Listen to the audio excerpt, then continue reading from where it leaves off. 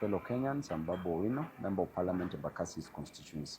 Today I want to talk about university education and how President William Ruto has failed Kenyans in matters education. The students who did their KCSE exams and are being admitted at different universities are around 800,000 students, of which the government's intention is only to sponsor 45,000 students, which means that over 750,000 students will not be sponsored.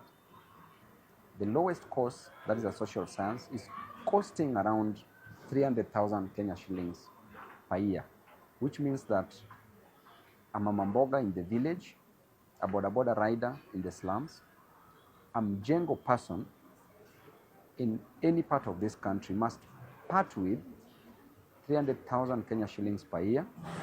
In 4 years, they must part with 1.2 million Kenya shillings to take their children to school, for the comrades to graduate. This is not going to be possible. Why? Because a mama mboga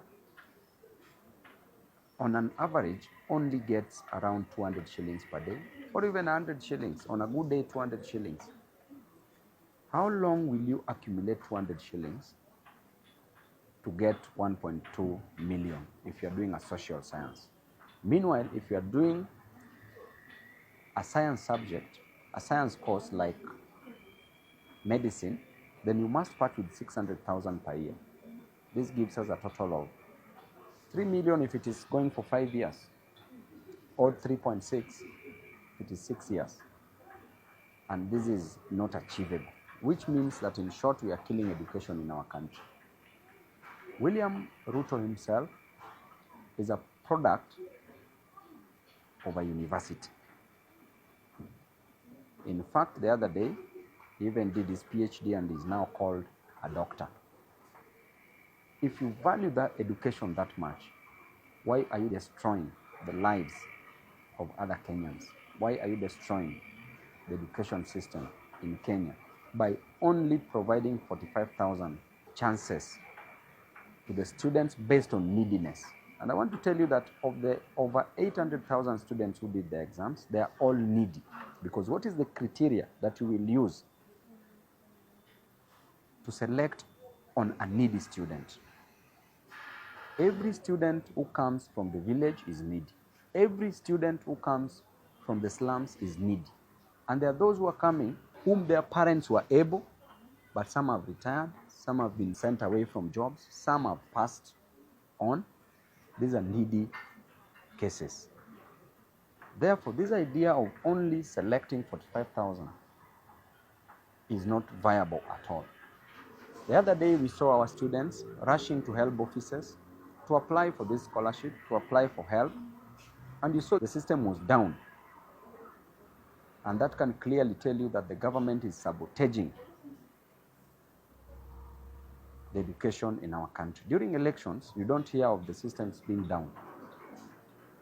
When education is involved, the systems are down. Our students are sent back to Huduma centers. At Huduma centers, they're also told that the systems are down. So which means there's a big problem in our nation. And if Ruto himself was a beneficiary of boom, during that time, there was something called boom. This boom was a grant. The students were not repaying it in terms of a loan because it wasn't a loan. There was no help during that period, but he benefited from it together with Gachagua, and that is what has made them who they are today. That is what made them steal elections. And I can tell you guys clearly that you need to sober up. You need to bring this house in order. We must recognize these children, and we must know that it is only education that will salvage these students from the bondage of poverty, from the shackles of poverty. You have to know that these students are chained by poverty,